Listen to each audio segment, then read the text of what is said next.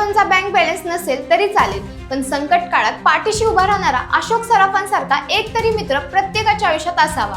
अशोक सराफ यांनी सिनेसृष्टीत अफाट लोकप्रियता तर मिळवलीच, पण माणसं कशी जोडायची आणि ती आयुष्यभर कशी जपायची याचा एक उत्तम आदर्श त्यांनी घालून दिलाय।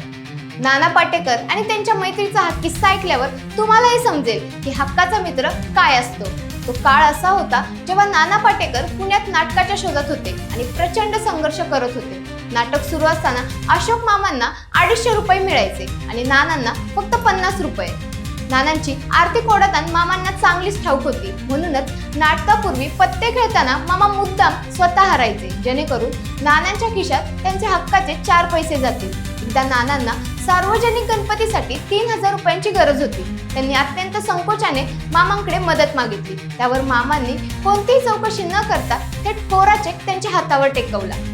मामा सरळ म्हणाले, बँकेत 15,000 आहेत, तुला जेवढे हवे तेवढे काढून घे। संकटाच्या वेळी तुमच्यावर असा विश्वास ठेवणारा एक तरी मित्र मिळायला नशीब लागतं। त्या काळी केलेली जीवाभावाची मैत्री दोघे जणही निभावत आहेत। आज एवढे मोठे स्टार झाल्यावरही जेव्हा हे दोघं एकत्र येतात तेव्हा नाना हक्काने मामांची चंपी करून देतात। मालिश संपल्यावर मामा आजही जुन्या आठवणींनी नानाच्या हातात 10 रुपये ठेवतात आणि म्हणतात, नाण्या, महागाई वाढलीये बाबा।